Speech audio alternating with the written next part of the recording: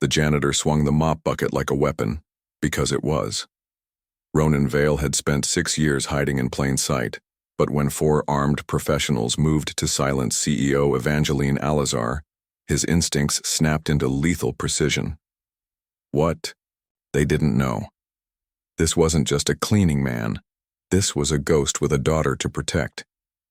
By the time Evangeline realized what had happened, the attackers were down, and the janitor was gone. But his past, that was just catching up. The first tranquilizer dart hit the polished marble floor a half-second after Evangeline Alazar turned her head. The hiss of compressed air was the only warning before her bodyguard collapsed against the elevator doors, his hand spasming toward his holster. 4 men in tailored suits moved through the lobby with the synchronized efficiency of a tactical unit. Each step measured, each glance a calculated sweep of exits and bystanders. Their briefcases weren't carrying documents. Ronan Vale's mop bucket hit the lead attacker's knee with a sound like snapping kindling. The man's leg buckled sideways at an unnatural angle, his silenced pistol skittering across the floor. No one in the lobby had time to scream before the janitor was moving, not running but flowing between the remaining 3 with the precision of a man who'd spent years dismantling threats twice as dangerous. His forearm came down on the second, attacker's trachea with just enough force to collapse the airway without crushing it. The third man wheeled with a syringe in his hand, the needle glinting under the chandeliers. Ronan pivoted, using the man's momentum to slam his head into the concierge desk. Blood streaked across the brass nameplate as the 4th assailant reached inside his jacket. The janitor's boot connected with the man's wrist before the weapon cleared leather, the distinct pop of a scaphoid fracture echoing off the vaulted ceiling. Evangeline stood frozen near the revolving doors, her Louboutins rooted to the marble. She watched the janitor, the one who'd silently buffed these floors every morning for 3 years, drop into a stance she'd only seen in classified defense briefings. His hands were steady, his breathing controlled, as he checked each unconscious man's pulse with clinical detachment. When the first security guard finally burst through the stairwell doors, Ronan was already stepping back into the service corridor, his gray uniform jacket blending into the shadows. 4 minutes later, the police found the abandoned mop bucket near the freight elevator, its water still sloshing with the remnants of the struggle. The janitor's time card showed he'd clocked out at exactly 2:07 p.m., 3 minutes before the attack. Surveillance footage revealed nothing but a blur near the emergency exit, a figure who moved like he knew every camera blind spot in the building.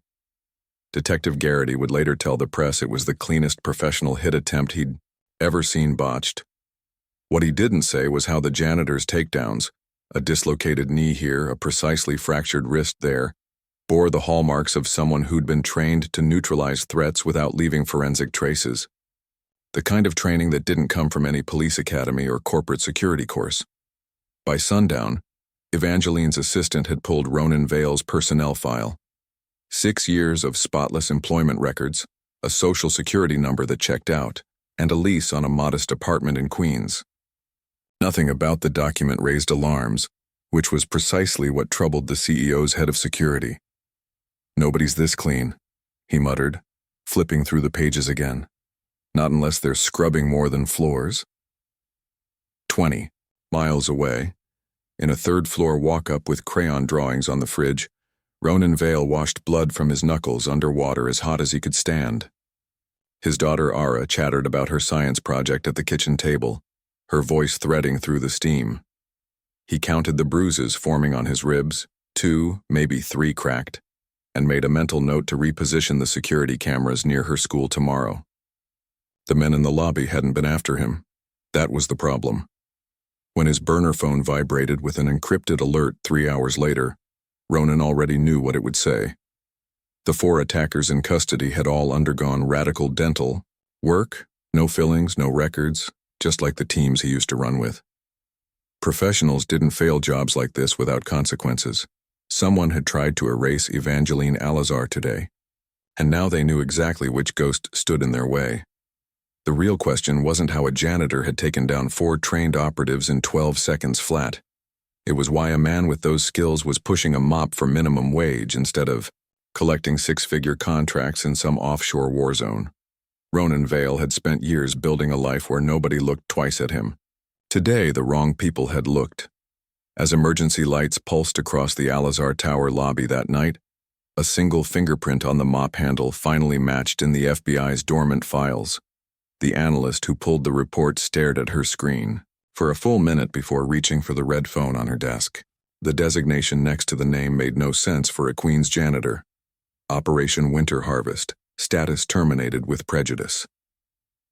Up in her pent office, Evangeline Alizar replayed the security footage until her eyes burned. The janitor moved like liquid shadow between the frames, his face never quite catching the light. She'd seen that particular efficiency exactly once before, in a Kabul safe house 12 years prior, when a specter with no name tape had pulled her from an ambush. The memory unspooled with brutal clarity. "If we meet again," he'd said while stitching her. Detective Harding hit pause on frame 37 for the 12th time. The high-definition monitor showed every angle of the lobby attack in crystalline detail, except one. The janitor's face remained a blur in every shot, his body always half-turned just enough to evade clear identification. He moved between camera blind spots like a man who'd memorized their exact positions, his hands never quite visible when they struck. Beatrice Chen's fingers hovered above her keyboard in the precinct's cyber forensics lab. "Look at this," she said, zooming in on the janitor's left shoe. He steps behind the potted palm exactly when the east camera pans left. And here, she tapped another timestamp. His sleeve brushes the lens on camera 3 while he takes down the guy with the syringe. She exhaled through her teeth. This isn't luck. His file's a masterpiece of misdirection. The personnel records painted a portrait of deliberate anonymity. Ronan Vale had worked 6 years at the Orion Hotel without a single disciplinary note or overtime request. His tax forms listed no dependents, though security footage outside his apartment building showed him walking a second grader to school most mornings. The lease agreement bore a signature that matched his driver's license, but the handwriting analysis flagged inconsistencies. The capital R too angular, the pen pressure inconsistent with natural writing. Harding peeled the backing off another nicotine patch. "Run the facial recognition again." "It won't help." Beatrice pulled up a thermal scan from the lobby's automated fire system. "See this?" She traced a jagged line across the janitor's shoulder. The heat signature's distorted. Either he's wearing some kind of thermal dampening layer or he knows how to manipulate his surface body temp. She hesitated. "I've only seen this in 2 places. Black-budget defense contracts and that Tokyo subway incident last year. They cross-referenced every database. Social Security showed a Ronan Vale born in Albany in 1985, but the birth certificate photo had been scrubbed from digital archives. Military records returned no matches, though the janitor's footwork during the takedowns mirrored Marine Corps line training. The DMV listed his eyes as brown, but the security footage hinted at gray-green irises under the lobby's LED lights. At 3:17 a.m., Beatrice unearthed the first hard anomaly. "Look at his employment history." She projected a timeline onto the smartboard. 6 years ago, he materializes in New York with a full set of IDs and starts working minimum wage jobs, all cash businesses with lax background checks.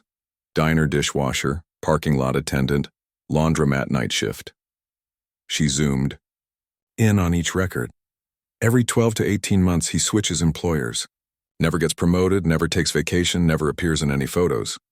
Harding rubbed his thumb along the edge of the desk. The janitor's W-2s showed annual earnings hovering just above the poverty line, enough to avoid IRS scrutiny, not enough to draw attention. His medical records listed a tonsillectomy at age 9, but no dentist in the tri-state area had x-rays matching his dental work. Then Beatrice found the gap. Here. She highlighted a 9-month window between his laundromat job and the Orion Hotel. No tax filings, no lease records, no bank activity. She chewed her lip. The system says he didn't exist for those 9 months. Harding leaned forward. "What about the kid?" Beatrice tapped for 3 minutes before the first image appeared. A school field trip permission slip from PS 118. signed by Ronan Vale. The child's name had been redacted, but the emergency contact number matched a burner phone purchased at a Brooklyn bodega. The purchase timestamp placed it 3 days after his employment gap ended. The detective reached for the landline, then stopped. Across 4 monitors, frame 37 kept looping, the exact moment the janitor disabled the lead attacker with what appeared to be a standard-issue mop handle. Harding zoomed in until pixels blurred. Near the janitor's wrist, barely visible under the cuff of his uniform, a thin scar ran parallel to the radial artery, the kind left by professional cuff restraints, not kitchen accidents. Run an Interpol. Query. Harding didn't look away from the screen. Flag any unsolved ops involving tactical takedowns matching this MO. Beatrice's search returned 7 hits, all classified above their clearance level. The oldest dated back 12 years, an extraction operation in Kabul, where 4 hostiles had been neutralized with similar precision fractures. The report noted one anomaly: a 5th combatant found unconscious 3 blocks away with no visible injuries. The man had vanished from military custody within hours. At dawn, Harding pulled the last thread. He requested all traffic cam footage near Ronan's apartment for the past month. The system processed for 90 seconds before crashing with an encryption error. When it rebooted, every file from the last 3 weeks was gone. Beatrice stared at the blank drive directory. That's not possible without someone with code-level access to city surveillance, Harding finished. His coffee had gone cold. He watched the lobby footage again, this time focusing on the janitor's exit. The man didn't run. He walked past 3 concealed cameras without glancing at them, his gait measured, his shoulders relaxed. Near the service entrance, his hand brushed a fire alarm panel, too briefly to be accidental. 30 seconds later, every camera in the building briefly malfunctioned. Harding closed the file. Some ghost didn't just haunt the machine, they lived inside it. He knew better than to chase shadows that knew the system better than he did. But as he powered down the workstation, one question clung to him like static. The janitor had spent years erasing himself from the world. So why had he stepped into the light today to save a CEO he'd never spoken to? Beatrice answered without looking up from her screen. Maybe at some level, she said softly. He wanted to be seen. Ara's volcano project erupted across the kitchen table, red food coloring bleeding into vinegar with fizzy violence. Ronan tightened the cap on the baking soda bottle exactly 3 turns, his hands moving with the same controlled precision they'd used to break a man's knee 12 hours earlier. The apartment smelled of pancake syrup and chlorine from his hasty post-shift shower. Homework sheets covered in careful cursive littered the counter beside unopened bills. The news anchor's voice cut through the domestic chaos. Daring. Midday attack at the Orion Hotel, where an unidentified janitor intervened. Ronan's fingers twitched near the knife block as footage played his takedowns on loop. His daughter Ara clapped at her volcanic masterpiece, oblivious to why her father's breathing had gone shallow. On screen, Evangeline Alazar's bulletproof sedan pulled away from the curb while police lights strobed across the pavement. Ronan had built this life with monastic discipline. The Tuesday lasagna nights, the parent-teacher conferences, the Disney Band-Aids in the bathroom drawer. 6 years of calculated normalcy where no one noticed the way he scanned subway platforms or positioned himself in restaurant booths with clear sightlines to exits. The lease agreement in his nightstand drawer showed 11 previous addresses, each move perfectly spaced to avoid pattern recognition. Ara pushed her volcano across the laminate. Does it look like Mount Fuji now? Like in your picture? Froze mid-dish rag squeeze. The framed photo above her bed, their one concession to ornamentation, showed the mountain's symmetrical cone at dawn. He'd told her he'd taken it during a college trip, not after extracting an asset from a Hakone safehouse. The lie tasted sour now, like the lobby's antiseptic cleaning fluid mixing with blood. It's perfect, he said. His voice didn't shake. Years of overnight interrogations had trained that out of him. The TV cut to eyewitness footage, his own blurry form dragging the last assailant behind the concierge desk. The camera angle showed exactly what he'd feared. A 3-second window where his profile aligned with an overhead mirror. Not enough for facial recognition, but sufficient for human recollection. The barista being interviewed clutched her latte art with trembling hands. That janitor moved like, I don't know, some kind of superhero. Ara hummed, adding green food coloring to her lava flow. She hadn't developed the hypervigilance yet, the survival reflex that would make her notice her father's pupils dilating at the word superhero. For now, she only saw baking soda reactions and tomorrow's show-and-tell slot. Ronan watched, her stir the concoction with a plastic spoon, her untroubled focus a gut punch. He'd promised her safety behind 7 layers of forged identities. Today had fractured that covenant. His calloused palm covered the TV's power button. The screen died just as Alazar's security head began describing the attacker's professional tradecraft. The silence that followed rang louder than lobby gunfire would have. Ara's spoon clicked against the mixing bowl in steady rhythm. 1, 2, 3. The cadence matching his tactical breathing exercises. The calendar beside the fridge showed a dentist appointment tomorrow, a grocery list in the margins. Normalcy in ballpoint pen. Ronan methodically wiped soda residue from the table, each swipe erasing evidence as carefully as he'd scrubbed digital footprints across 3 continents. Tonight, he'd need to review Ara's school perimeter again, recalibrate the motion sensors near her bedroom window. The professionals who'd come for Alazar would have backup protocols, retaliation measures. His phone buzzed in his back pocket, a Queens area code he didn't recognize. Ronan let it go to voicemail while Ara chattered about magma viscosity. When the screen lit up again 30 seconds later, it wasn't with a callback but with a GIS alert.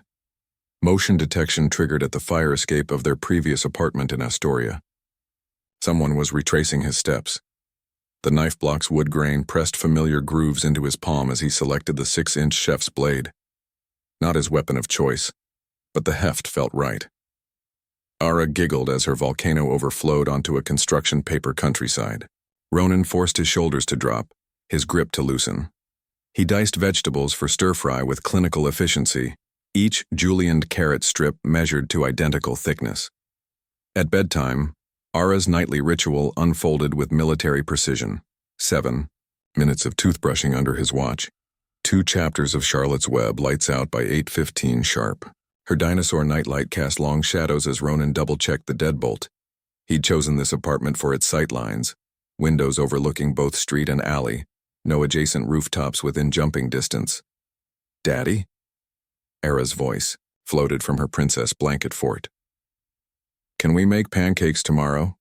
He adjusted the blackout curtains by millimeters. "Anything you want." Her breathing evened out within minutes. Ronan waited 3 more before retrieving the lockbox from behind the HVAC vent. The biometric scanner flashed green under his thumb. Inside, next to the Glock 19 and counterfeit passports, lay a single artifact from his previous life. A silver military dog tag stamped with sterilization codes. He hadn't worn it since the extraction in Aleppo, since the night his unit discovered their op was always meant to be deniable. The TV remote felt heavy in his hand when he turned the volume to whisper level. Security footage from the Orion's loading dock showed a figure in maintenance coveralls bypassing the service elevator. Controls. The timestamp placed it 90 seconds after his disappearance from the lobby. Ronan's own reflection stared back from the darkened screen, a face carefully designed to be forgettable, now potentially burned across every law enforcement database. His encrypted tablet pinged with a priority alert. The facial recognition scan he'd set up on Ara's school security feed had flagged a loiterer near the playground fence. Same build as Attacker 3 from the lobby, same telltale hitch in his left stride from where the mop handle had impacted his femoral nerve. Ronan closed his eyes. The math was brutal but clear. Saving Alazar had made him visible. Visible meant vulnerable, and vulnerability, in their world, was contagious. He pressed his forehead to Ara's doorframe, listening to her sleep-steady breaths through the wood. Downstairs, the super's Doberman barked at something in the alley. Ronan didn't need to look to know what had triggered it.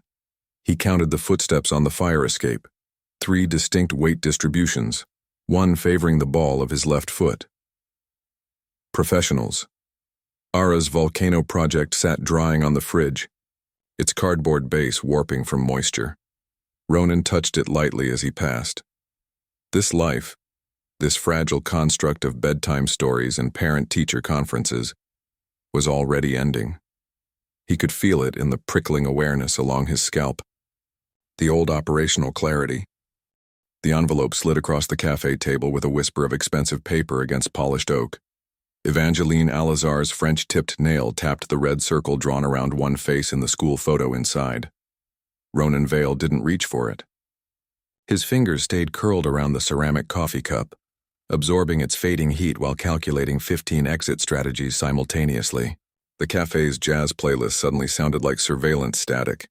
Ara smiled up from the photograph, her missing front tooth visible as she held a gold-starred spelling test. Someone had taken this shot yesterday.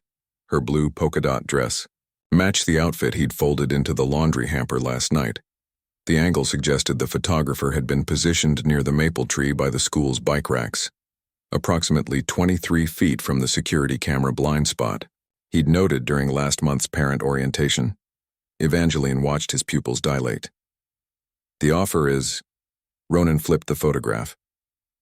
Block letters spelled a message that made his ribs remember the feel of ballistic plates. Next time we won't just be taking pictures.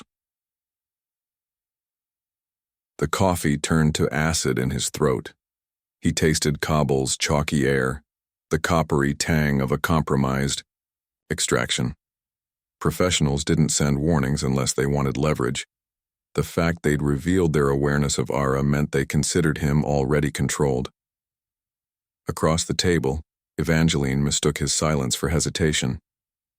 Head of Global Security comes with a 7-figure salary, full discretion in hiring your team.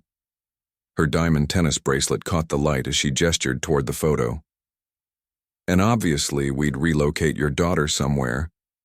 Ronan moved faster than her bodyguards could blink.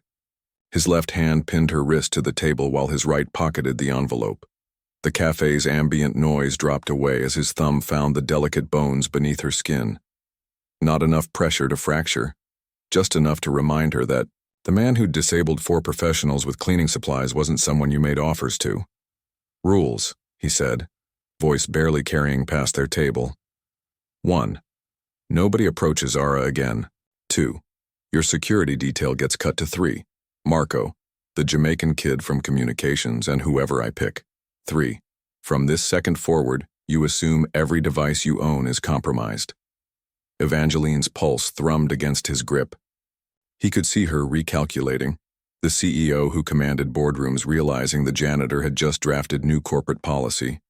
Her expensive perfume couldn't mask the adrenaline souring her sweat. Across the street, a delivery van's sliding. Door clicked open 3 seconds too early for a normal lunch rush. Ronan noted the anomaly without turning his head. His free hand adjusted his watch band, activating the signal jammer sewn into the leather.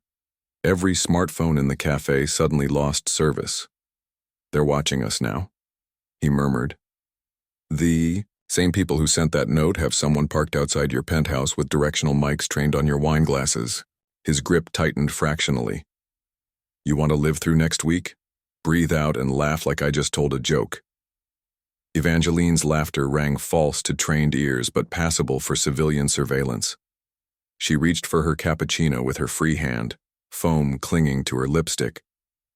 Ronan released her wrist only when she dipped her pinky into the cup, their prearranged signal acknowledging duress during the phone call that had lured him here. The photograph's edge dug into his thigh through the envelope. Whoever had taken that shot had stood close enough to smell Ara's strawberry shampoo. Professionals didn't get that near without establishing patterns first, which meant they'd been tracking her routines long before his intervention in the lobby. The spelling test in the photo placed the surveillance at 2:30 p.m. every Wednesday. Mrs. Kowalski's weekly tests were the only time Ara's class used the courtyard picnic tables. Evangeline sipped her coffee, her eyes flicking toward the van.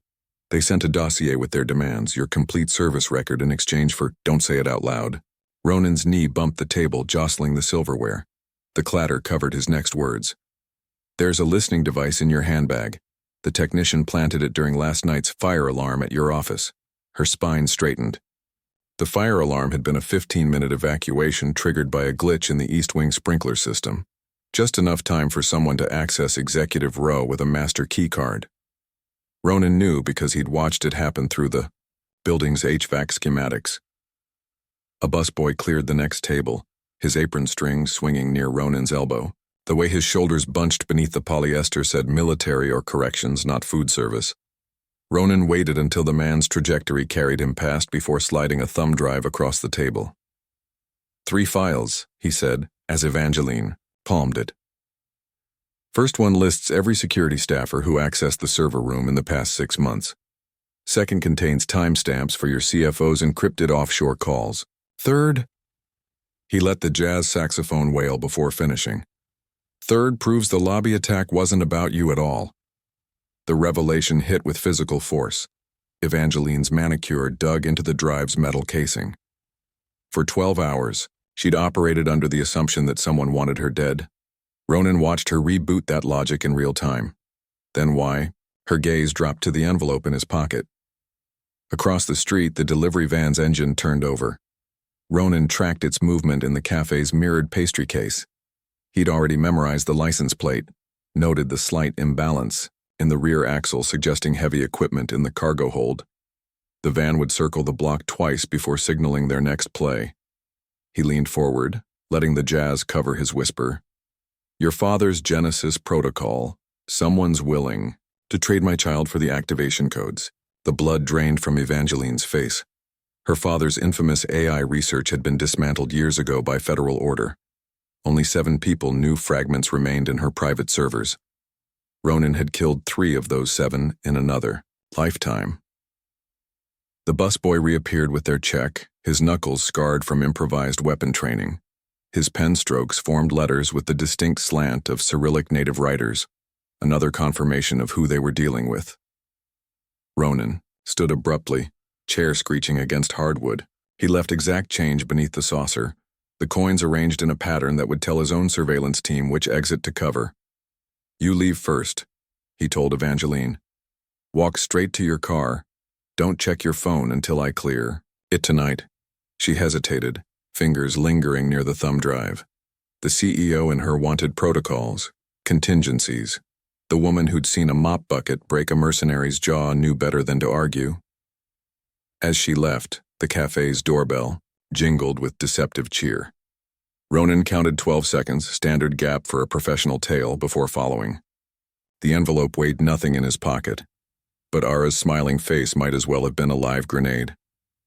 Outside, autumn sunlight glinted off skyscraper windows.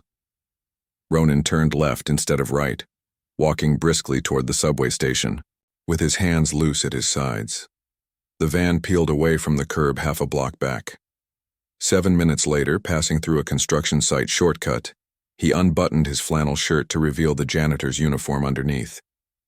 The photograph went into an industrial shredder at a UPS store, reduced to confetti in 6 seconds flat. Only when he'd circled back to Ara's school, positioning himself where the photographer had stood, did he allow himself to think in tactical absolutes. They'd crossed the one line he'd sworn no one would survive crossing. Now he had exactly 29 hours until the next Wednesday spelling test. 29 hours to dismantle an organization that thought it could threaten his daughter and live.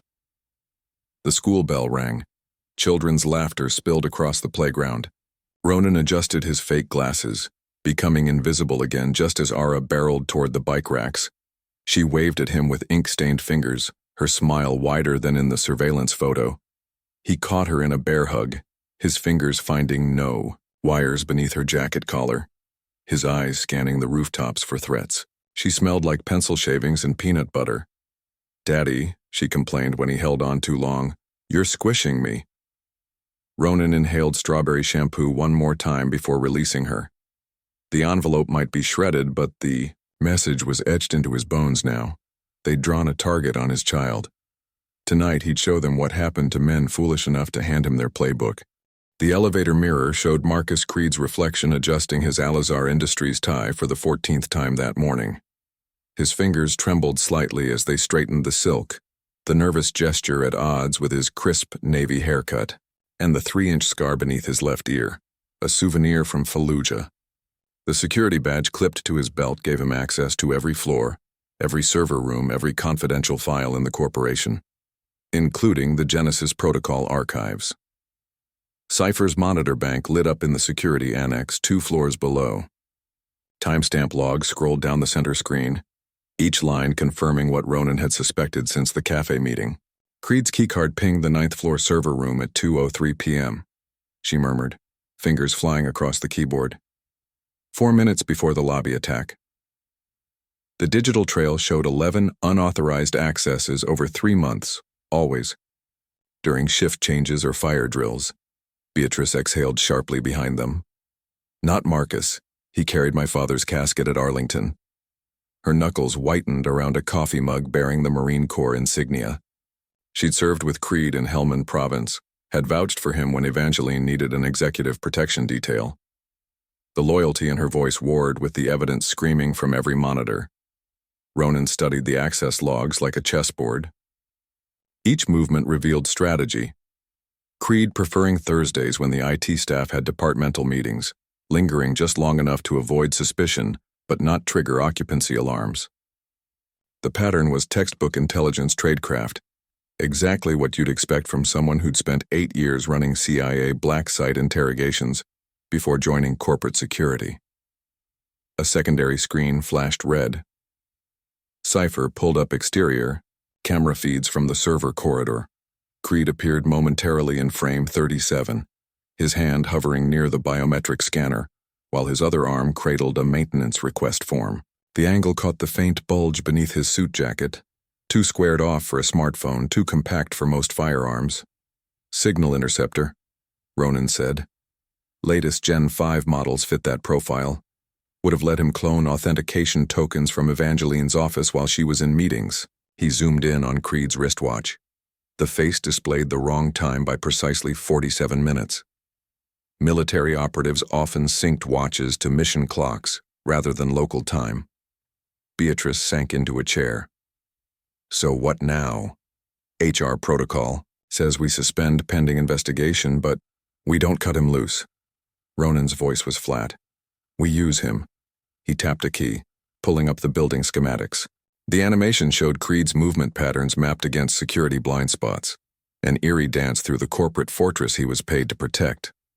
The red dots clustered around the north stairwell, an older section with minimal camera, coverage and direct access to the parking garage. Cypher whistled low. He's been setting up extraction routes. The evidence arrayed itself with damning clarity. Creed's frequent inspections of fire exits, his friendship with the garage attendant who never checked his trunk, even his sudden interest in the building's upcoming electrical maintenance. Professionals didn't just gather intelligence, they prepped the battlefield.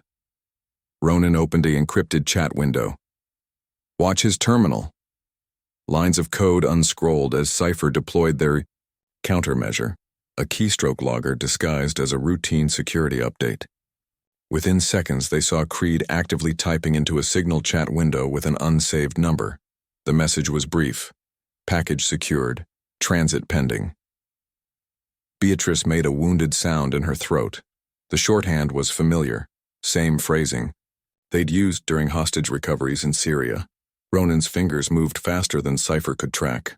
He rerouted 5 internal cameras to loop yesterday's footage, created a dummy personnel file showing Creed scheduled for a mandatory active shooter training, then triggered a fake alert directing all security staff to the West Wing. The bait was set elevator cameras showed Creed reacting to the alert, his head tilted slightly, not toward the commotion but toward Evangeline's office, assessing, calculating. Then he reached inside his jacket, fingers brushing that squared-off bulge. Now, Ronan said. Cypher executed the trap with brutal efficiency. 3 targeted emails hit key personnel inboxes simultaneously. One to HR about Creed's promotion, another to Evangeline's assistant canceling her afternoon briefing, and a third to facilities requesting Creed's keycard access be upgraded for the executive suite. The psychological play was obvious. Make him think his cover held while dangling fresh opportunities for betrayal. The response was immediate. Creed abandoned the fake alert, striding toward the south elevators with renewed purpose. His hand rose unconsciously to adjust his tie again, the nervous tick betraying him far more than any digital trail could. Professionals knew when an operation entered its endgame. Beatrice wiped her palms on her slacks. We could bring him in now, confront him with the logs, get a confession. Ronan shook his head. He pulled up security footage from the lobby attack, freezing it on frame 12, the moment the first assailant's gaze flicked toward the security desk instead of the CEO. Someone had fed them real-time positioning data, someone inside the castle. This isn't one man selling access, Ronan said. That signal chat got 3 separate responses in 3 different encryption protocols. We're looking at a cell. Cipher cross-referenced employee records with military databases. The connections emerged like spider silk. A former NSA cryptographer, now in their IT department, had served under Creed's command in Bahrain. Their head driver listed a private security firm on his resume that specialized in extractions, the polite term for kidnappings. Even the cafeteria manager had questionable ties to a defense contractor implicated in data theft. The pieces locked together with chilling precision. Al-Azhar Industries wasn't just infiltrated, it had been systematically hollowed out. Ronan's burner phone vibrated. Ara's school secretary reported a man in utilities uniform checking the boiler room, right on schedule. The trap at the Orion had been a feint. The real play was always about leverage. He stood abruptly. We move now. Beatrice grabbed his arm. Protocol says, Protocol got 3 people killed in Kabul. Ronan's voice was steel wrapped in velvet. Creed's team isn't stealing data. They're clearing exfiltration routes because someone's planning to take Evangeline off the board permanently. The elevator dinged on the surveillance feed. Creed stepped inside, his reflection warping slightly in the polished metal. His hand hovered near the floor buttons, then selected the rooftop helipad instead of the server level. Ronan was already moving. The rooftop was Creed's mistake. Too isolated, too many variables. Professionals preferred controlled environments, which meant Creed wasn't acting like a professional anymore. He was acting like a man who'd just realized his operation was compromised. Cipher's software flagged Creed's last keystroke, a 9-digit code entered into the building's emergency override system. The same code that would disarm the helipad's motion sensors and disable the anti-tamper mechanisms on Evangeline's chopper. Beatrice paled. He's not just the mole, he's the extraction team. Ronan didn't answer. He was already in the stairwell, taking steps 3 at a time.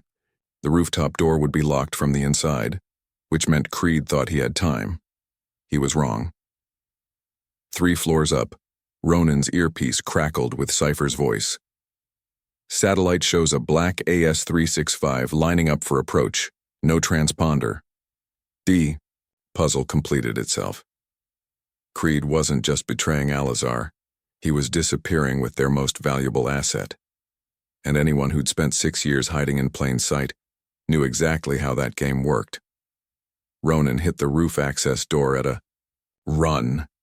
The metal bar gave way under his shoulder, just as the helicopter's rotor wash screamed through the gap.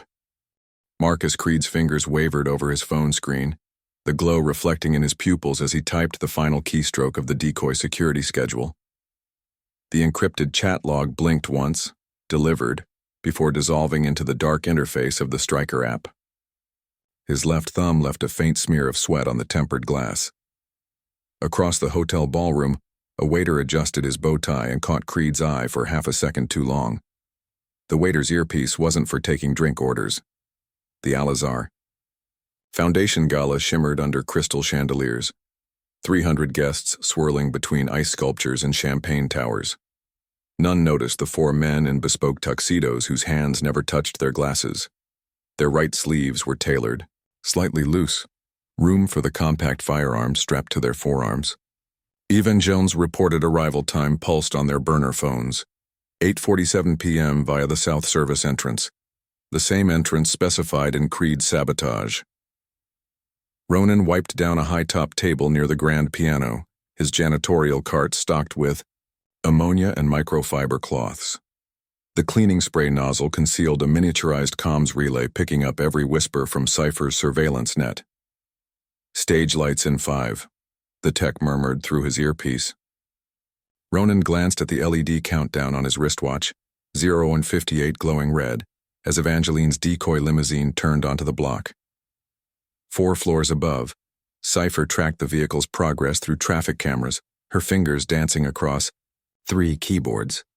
The hacked feed looping on the ballroom's security monitors showed an empty loading dock. The live view on her 4th screen revealed 7 armed figures taking positions around the real service entrance. "Package approaching secondary," she said. The code phrase tightened Ronan's shoulders. Downstairs, the decoy limo's tinted, windows hid empty seats as it glided into the underground tunnel. Rigged brake lines guaranteed it would stall precisely beneath the least monitored stretch of concrete. Right on schedule, the engine coughed and died. 3 black SUVs slid from shadowed alcoves, tires humming on the damp pavement. Their doors opened in unison to reveal the muzzle flashes of stun grenades before the world turned white noise and pain. Ronan was already moving when Creed bolted for the emergency stairwell. The waiter with the earpiece dropped a tray, glass shattering as he blocked the fleeing security chief's path. 2 other staff materialized from the kitchen corridors.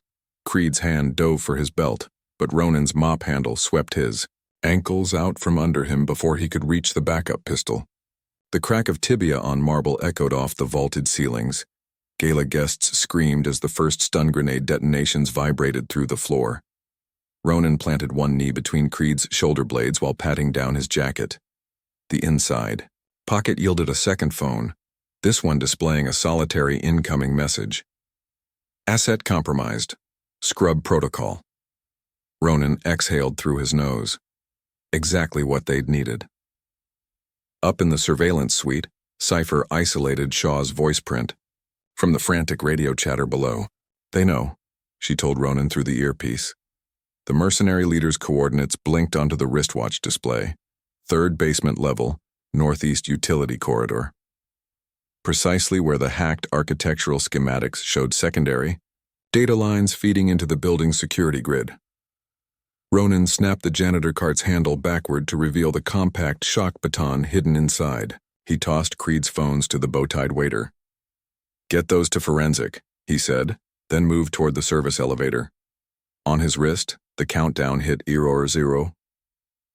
Somewhere beneath the ballroom, Shaw's demolition expert would be discovering that the security override codes purchased from Creed last week were actually a proximity-triggered lock sequence. The elevator doors closed on Ronan's face, calm, focused, gripping the weapon that wasn't a mop handle anymore. Above him, unaware donors kept sipping champagne beneath the chandeliers as Cypher's voice whispered, "All mice in the maze." The trap they'd spent 3 weeks constructing had just sprung shut on every player who thought they were hunting. Evangelina Alazar. Now came the part where the prey stopped running. The Genesis core servers pulsed red. Alarms shrieked through the data center as lines of code disintegrated across every monitor. Evangeline's patents, 19 years of pharmaceutical breakthroughs, vanished line by line. International contracts dissolved into pixelated static. The screen displayed 83% deletion progress with no pause button. Cypher's fingers flew across 3 keyboards simultaneously. "This isn't normal ransomware," she barked. Strands of hair stuck to her forehead under the server room's emergency lights. "They're executing Ghost Protocol, wiping us from root level up." The characters scrolling past weren't random. Each deletion followed the precise sequence used by intelligence agencies to sanitize compromised assets. Downstairs, the lobby screens flickered. Employee ID photos pixelated into oblivion, one department at a time. R&D first, then legal. Finally, accounting. Security cameras overwrote their own footage in real time, replacing today's recordings with yesterday's empty hallways. The building's smart lock system cycled through 12 resets per second, trapping personnel in stairwells. Evangeline pressed her palm to the biometric scanner. The machine beeped 3 times. Failure. "It's rejecting my prints." She held up, shaking fingers. The scanner's laser grid showed microscopic burns across her fingerprints. Someone had degloved her biometric data. Ronan watched the digital clock tick down from 0:42. The deletion algorithm worked backward through Alazar's timelines, erasing last quarter's financials before targeting current projects. The pattern became clear at 00:39 when prototype schematics for the neural mapping interface winked out. This wasn't random destruction. They were hunting specific intellectual property. Cypher's monitor displayed the network topography. A foreign kernel had inserted itself into their system during the 2:03 a.m. security patch. It unpacked horizontally, she muttered, jumped from HVAC controls to backup servers before we even saw the intrusion. The malware moved like liquid, flowing through firewalls by mimicking maintenance protocols. The temperature in the server room climbed to 104 degrees. Cooling systems had shut down 13 minutes earlier. Ronan counted 7 exits, 4 of which were now sealed by the building's compromised security lockdown. His shirt stuck to his back as he checked ventilation shafts too narrow for adult passage. The remaining options narrowed to 2. The freight elevator or the emergency roof. Hatched Evangeline's tablet buzzed with an incoming video call. The screen showed a dim room with a single chair. Ara sat bound to it with zip ties, her school uniform rumpled but unharmed. No captors appeared on camera. The timestamp in the corner matched the server room clock exactly. 0:31 remaining. Playback. Analysis shows pre-recorded footage, Cypher said. But her voice wavered on the last word. The tie around Ara's left wrist was the same make and color as the ones confiscated from Creed's locker. Professionals reused reliable tools. Ronan's knife sliced through the server room's secondary power conduit. Sparks rained onto the tiles as he ripped open the access panel. The Genesis core's last failsafe was analog, a physical circuit breaker behind 3 inches of blast-proof glass. "Need your retina," he told Evangeline. The glass wouldn't budge without CEO-level biometrics. Cypher's left screen suddenly displayed outgoing data packets. They're exfiltrating while they erase, siphoning the remaining 17% somewhere. The IP trail bounced through 14 proxy servers before vanishing into what looked like military-grade encryption. Whoever was stealing their data had resources far beyond standard corporate espionage. The retinal scanner lit up as Evangeline pressed her eye to the aperture. The mechanism hummed, then flashed red. System logs showed someone had requisitioned a retina rescan for CEO security update 36 hours earlier. Creed's authorization code appeared in the access records. Ronan's boot hit the breaker box with precisely 267 pounds of force, enough to crack the reinforced glass without damaging the delicate switches beneath. The lights flickered as he cut. Primary power. Backup generators rumbled to life 4 seconds later, but those only maintained life support systems. The Genesis core servers went dark at 0:17. Silence settled over the room. Then the emergency lights died. Total blackness swallowed everything except Cypher's laptop, its battery icon glowing 9%. They anticipated the manual override, she whispered. A new countdown appeared on her screen, 0:16, as the malware switched to battery reserves. The air smelled of scorched insulation and panic sweat. Evangeline's phone buzzed with a text from an unknown number. "Power won't save what's already in the cloud." Attached was a screenshot of Ara's bedroom from earlier that morning, taken through the window. The perspective showed the photographer had stood on the fire escape Ronan checked every night before bed. They'd been inside his perimeter. Ronan's knife found the gap between wall panels. Behind the drywall lay the building's original copper cabling, installed before everything went digital. His fingers traced the lines until he found the master data trunk. The blade severed 38 color-coded wires simultaneously. Cypher's laptop died. The server room's emergency lights sputtered back on at 10% brightness. The digital clock was frozen at 0:09. The sudden stillness felt more ominous than the alarms. "They'll have local backups," Evangeline said, but her voice lacked conviction. The Genesis protocol resided exclusively on these servers. Her father's paranoia about cloud storage had seen to that.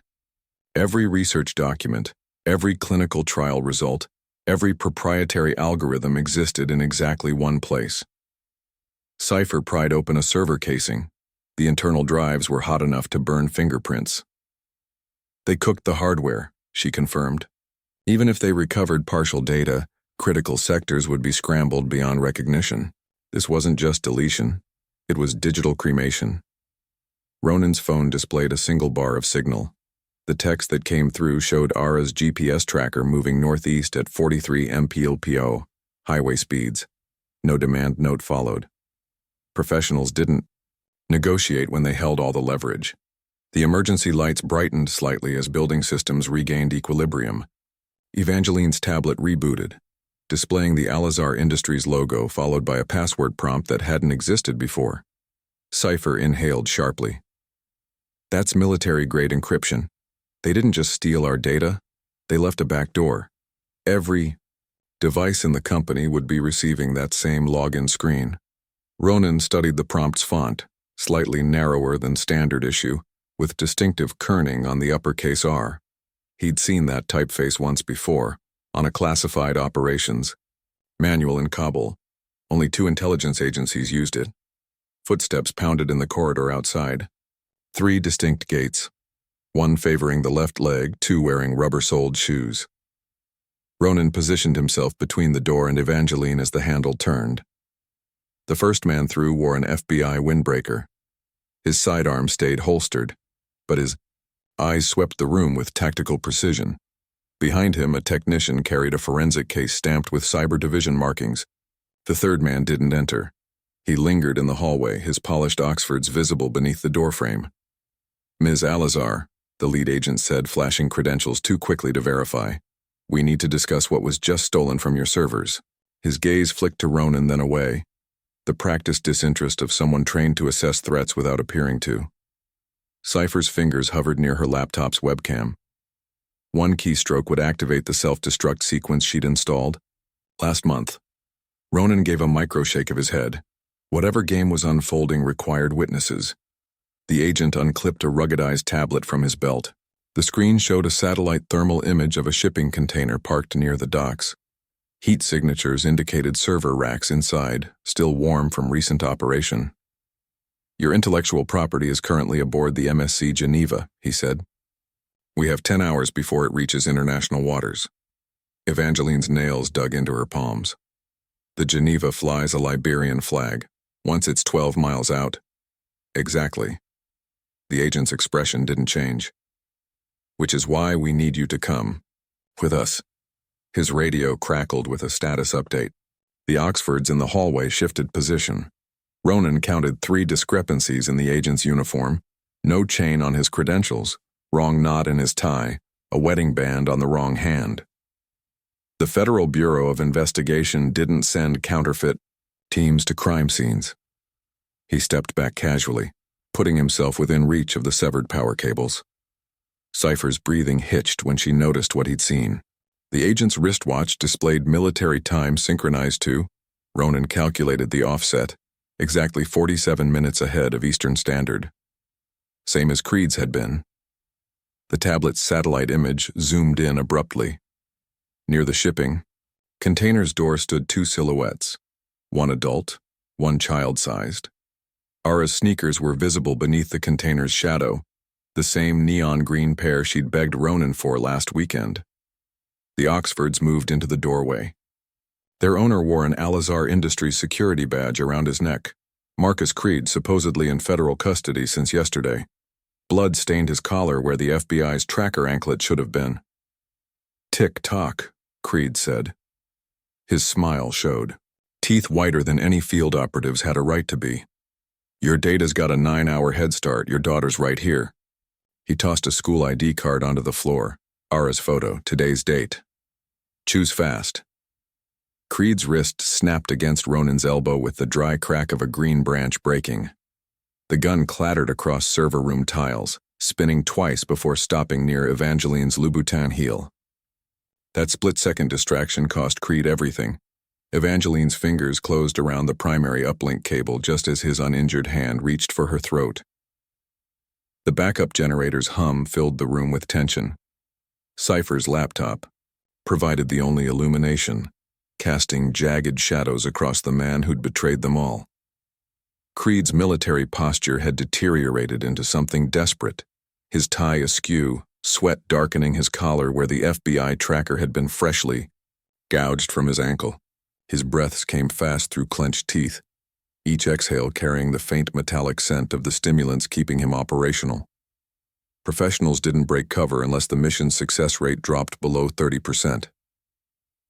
Evangeline yanked the red cable free. Darkness swallowed the server room whole.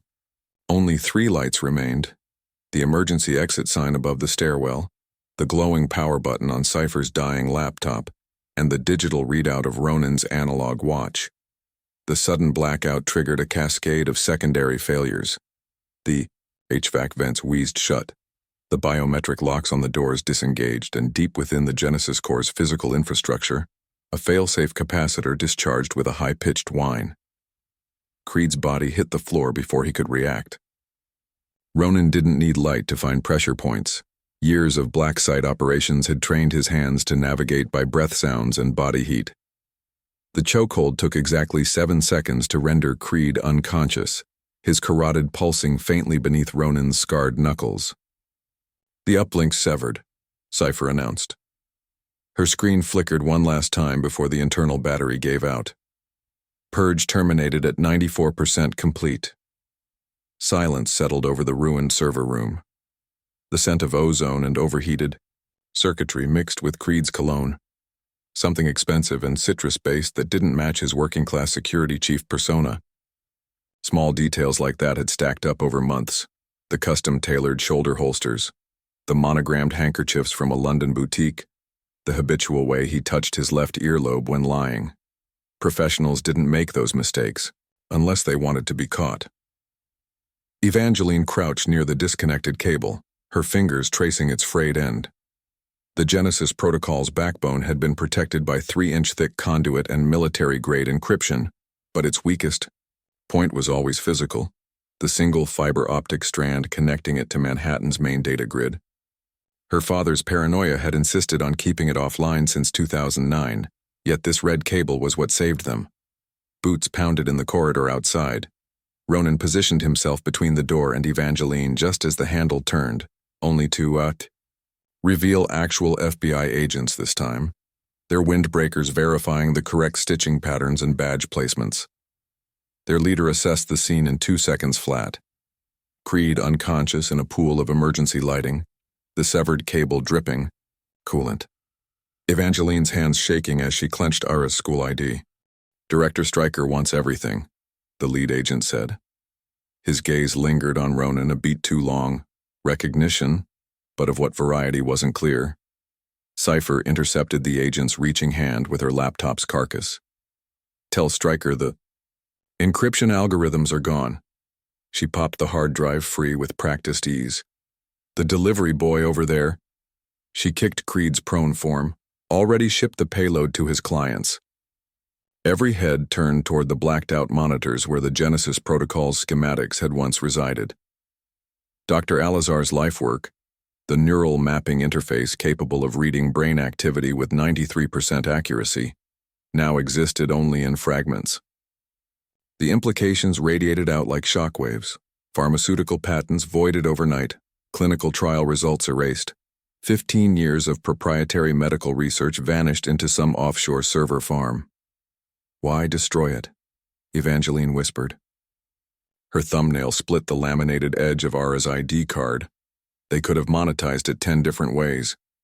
The lead agent hesitated, just long enough for Ronan to clock the tell. "Because your father's work wasn't about treating disease." He produced a handcuff key from his pocket, not FBI issue. It was about controlling free will. Cypher's sharp inhale broke the stillness. She'd reconstructed enough of the Genesis code to recognize the subroutines no medical application required. The latent biofeedback triggers, the neural imprinting sequences, the experimental modules labeled behavioral adjustment. The military applications wrote themselves. Ronan counted. 3 exits again. The agents weren't here to secure the scene. They outnumbered necessary containment personnel by 4. Their positioning suggested imminent detainment protocols. Only Creed's unexpected takedown had disrupted the timeline. The second agent checked his smartwatch. Transport's here. Outside, a black SUV with diplomatic plates pulled into the loading dock. The rear window lowered just enough to reveal the silhouette of a man in a wheelchair, his posture too rigid for natural infirmity, his gloved hands folded over what might have been a cane or a compact rifle. Evangeline went very still. That's impossible. Ronan didn't need clarification. The man in the window matched exactly, down to the angle of his fedora. The photograph on Evangeline's desk labeled Father, Paris, 2005. Except Dr. Alazar had supposedly died in a Zurich hospice 3 years prior, surrounded by nurses, who later testified to watching his vital signs flatline. The lead agent's radio crackled with static. Package secure? Almost. The agent unholstered his sidearm, not the standard issue Glock, but a custom 1911 with a matte black finish. Just cleaning up loose ends. Cypher's fingers twitched toward her dead laptop. Ronan calculated projectile trajectories. The lead, agent's dominant eye slightly off-center. The second man's trigger finger calloused from frequent range time. The third standing too close to the severed power conduit. Evangeline's hand closed around the red cable like a lifeline. Coolant seeped through her silk blouse as she twisted it into an improvised garrote. The gesture was pure instinct. Her father had taught her to fight with whatever was at hand during their wilderness survival trips that always seemed to involve evasive driving and encrypted satellite phones. The agent's pistol rose, just as Ronan's heel connected with the exposed wiring behind him. Blue-white sparks erupted from the floor panel. The surge traveled up the agent's polished Oxfords, locking his muscles mid-contraction. His sidearm discharged into the ceiling tiles as he convulsed. A single suppressed round that embedded itself in the structural beam above Evangeline's head. Ronan was already moving. 3 strikes disabled the remaining agents. A knee to the solar plexus here, a pressure point behind the ear there, the last man crumpling when his own handcuff snapped around his trachea. The entire engagement lasted 9 seconds. The SUV's engine roared to life outside. Cypher reached the window in time to see diplomatic plates vanishing around the corner. They'll regroup at Pier 17, Ronan finished. His watch displayed Ara's tracker still holding position near the docks. Delivery vessels only. Evangeline pressed the school ID to her lips. The plastic laminate flaked where her nails had dug too deep. He's alive. The words sounded foreign in her mouth. All those years grieving, the whole company built on his legacy, and now he's erased it. Cypher pried open Creed's jacket with her pocket knife.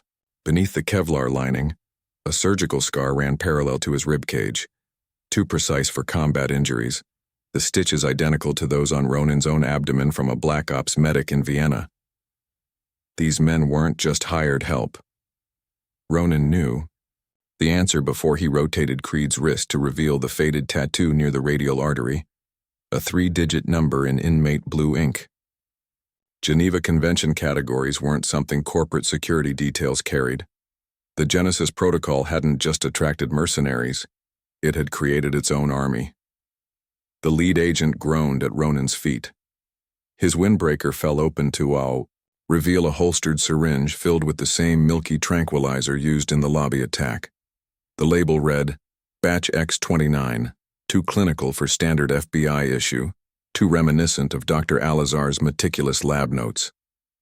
Cypher pocketed the syringe. Guess we know where Daddy's been for 3 years. Outside, dawn painted the skyline in bruised purples. The blackout had knocked out half of Midtown's power grid, turning Broadway into a river of stalled taxis and confused pedestrians. Somewhere, in that chaos, a former billionaire's lifework was being dismantled bite by bite, not by hackers or corporate spies, but by the man who'd invented it. Ronan checked his watch again. Ara's tracker hadn't moved. Either they'd left her, unattended in the shipping container, unlikely for professionals, or the signal was bait. Both scenarios led to the same dockside rendezvous. Evangeline touched the severed cable one last time before following Ronan into the stairwell. The red plastic curled on the tiles like a discarded umbilical cord. Her father's legacy wasn't in the servers or the science. It was in the lengths he'd go to control it. The emergency lights flickered as they descended into the blackout. Somewhere below, an alarm began its hollow wail. Ara's bare feet left damp prints on the garden stones as she scattered petals toward the ivy-covered arch. Her laughter bounced off rose trellises that hadn't existed 12 months ago, when this property was still a concrete bunker with reinforced steel doors. The hydrangeas along the aisle held their blooms at perfect height. Ronan had measured twice after planting to ensure no sightlines were compromised, even here. Evangeline stood beneath the arch in a dress the color of Manhattan storm clouds. The silk whispered against the security bracelet circling her wrist, a slim titanium band that monitored vitals and transmitted GPS coordinates. Her bouquet trembled once when Ara tossed the last handful of petals directly at her shoes. A year after losing her empire, she still startled at unexpected movements. The officiant's pen hovered over the marriage license. Ronan's signature line read, Head of Global Security, Alizar Holdings. Despite the company no longer existing on paper, the new entity had different bylaws, different offshore registrations, different protocols for handling board meetings that might attract certain interested parties. Evangeline's pen hesitated on her own title. Chief Executive Officer felt like a lie after the bankruptcy filings. You saw me, she murmured. Her knuckles whitened around the pen. When I was invisible. The words cracked on the last syllable. She didn't mean during the boardroom days of private jets and Wall Street profiles. She meant the months after the purge, when she'd lived in their safe house wearing Cypher's borrowed sweatpants, staring at burner phones for updates on her father's extradition. Ronan covered her hand with his. The scars along his fingers aligned perfectly with the tremors in hers. Together, they signed the document that gave legal weight to what Siege had already cemented. Ara whooped and stole the license before the ink dried. She brandished it at Beatrice and Marco, former security, detail-turned full-time godparents who toasted with non-alcoholic champagne. The bubbles caught sunlight as they rose, same way the reflection off Ara's new braces had flashed during her first day at the Switzerland boarding school they'd chosen for its underground panic rooms. The garden's perimeter sensors hummed, at frequencies only dogs and Ronan's customized earpiece could detect. Behind the ivy, reinforced Kevlar mesh lined every fence panel. The stone bird bath near the hydrangeas concealed a biometric scanner keyed to their palm prints. Normalcy required certain compromises. Beatrice clinked her glass against Cypher's. Oh, Hablet. The hacker was physically absent but digitally omnipresent, her face pixelated across the screen to frustrate facial recognition algorithms.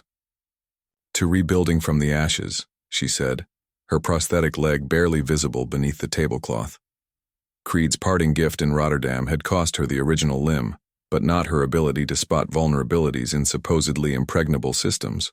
Ara dragged Ronan toward the dessert table where a 3-tiered cake stood guarded by Marco's youngest recruit, a 12-year-old hacker prodigy, testing the icing for toxins with a device that looked like a fountain pen. The guest list had been vetted, 13 different ways, but old habits became new traditions quickly in their world. Evangeline watched Ronan lift Ara onto his shoulders to reach the topmost cupcake.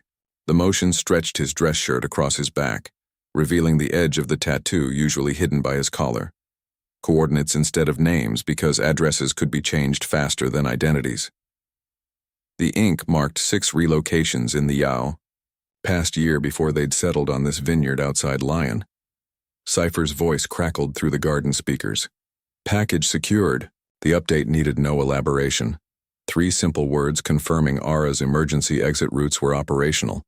The perimeter drones armed. The panic room oxygen tanks refreshed. Ronan didn't flinch at the announcement. His hand stayed steady as he wiped frosting from Ara's chin. The wedding gifts stacked in the library told their own story. Beatrice had contributed a hand-stitched quilt with conductive thread capable of stopping small-caliber rounds. Marco's offering was a set of steak knives forged from the same alloy as tactical tomahawks. Even absent Zane had sent a first edition copy of Little Women with hollowed-out pages containing lockpicks. Evangeline touched the locket at her throat. her only nod to traditional bridal jewelry. The silver oval opened to reveal not photographs but a microchip containing the last surviving fragment of the Genesis protocol. Dr. Alazar's lifework fit into a space smaller than her fingernail, its code fragmented beyond reconstruction, but useful as bait. The locket's chain was pure tungsten, impossible to sever without industrial lasers. At dusk, the motion-activated lanterns flickered on. Their soft glow illuminated the property's newest feature, a marble fountain shipped piecemeal from Italy and assembled under Ronan's supervision. Water cascaded over 3 tiers, its murmur masking the frequency-jamming devices hidden within the basin. Ara tossed a coin and made a wish too soft for even Ronan's enhanced audio pickups to catch. The catering staff cleared plates with quiet efficiency. Each server wore discrete earpieces tuned to Cypher's security channel, their crisp white uniforms tailored to conceal the same model of compact sidearm Ronan had used in the lobby. Professionals recognized their own. As fireflies ignited above the lavender bushes, Evangeline unbuttoned the cuff of her dress shirt.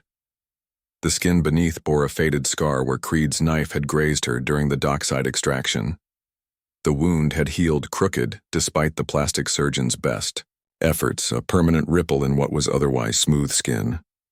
Ronan traced it with his thumb, his touch lighter than when he'd reset the same bone in his own hand after punching through the shipping container's lock. Ara tugged at Evangeline's other sleeve. Time for the game. They gathered around. The garden's antique chess set, its pieces hand-carved from ebony and ivory. Evangeline always played black. Ronan favored the knight. Ara insisted on being queen despite the rule infraction, her laughter ringing across the lawn as she captured pieces with exaggerated sound effects. Cypher's voice interrupted through hidden speakers. Movement at the eastern tree line. No, one reacted beyond Ronan's fingers twitching toward his cufflinks. The alert was part of the drill, weekly tests to ensure response time stayed under 3 seconds. Ara continued narrating her queen's assault on the pawns while Evangeline slid her dessert fork half an inch left. The repositioned silverware lined up with the panic room's door sensor. By midnight, the lanterns had dimmed to embers. The guests dispersed along carefully staggered departure routes, Marco taking the wooded path, Beatrice doubling back through the vineyard, the catering van making 2 false stops before the real extraction point. Only Ara remained, asleep in Ronan's arms with frosting still smudged on her cheek. Upstairs, the master bedroom's reinforced shutters folded closed with a near-silent hum. Evangeline set the locket on the nightstand while Ronan completed his perimeter check. Window locks, air vent gratings, the false baseboard hiding emergency supplies. Ara barely stirred when he tucked her into the panic room's integrated loft bed, her breathing steady beneath the bulletproof comforter. The, marriage license lay on the dresser, its embossed seal catching moonlight. Evangeline touched the notary's stamp, a decoy signature from one of Cypher's fabricated identities. Their real union needed no documentation. The past year had inked its bonds in scars and jammed frequencies, in wildfire sunsets watched from safehouse windows, in the quiet understanding that home wasn't a place but the 3 heartbeats sinking behind lockdown doors. Ronan's hand found the small of her back as he powered down the last visible light. The garden sensors switched to night vision mode, their infrared beams crisscrossing the hydrangeas where Ara's petals still clung to the soil. Somewhere beyond the fence line, a fox cried into the darkness. The bed frame was steel reinforced, the pillows concealed trauma shears. The nightlight doubled as a biometric scanner. Evangeline turned her face into Ronan's shoulder and breathed. Around them, the house settled into its nightly rhythm, algorithms monitoring feed static, backup generators cycling their quiet tests. The ghost of a billion-dollar legacy humming inside a locket on the nightstand. Outside, the roses kept blooming. The janitor's mop bucket gleams under exhibit lighting in Alazar Holdings' new lobby, its dents and scratches preserved behind bulletproof glass. Visitors assume it's a corporate metaphor until they notice the security footage playing on loop. Beside it, 4 seconds of blurred motion where a cleaning cart becomes a weapon and a forgotten man becomes a legend. Heroism isn't always headlines. Sometimes it's a father swinging a bucket to protect someone else's child. Sometimes it's a CEO learning to see the invisible people who hold her world together. That janitor now runs global security. His daughter leaves daisies by the exhibit every Monday. Tell me, who really sees you?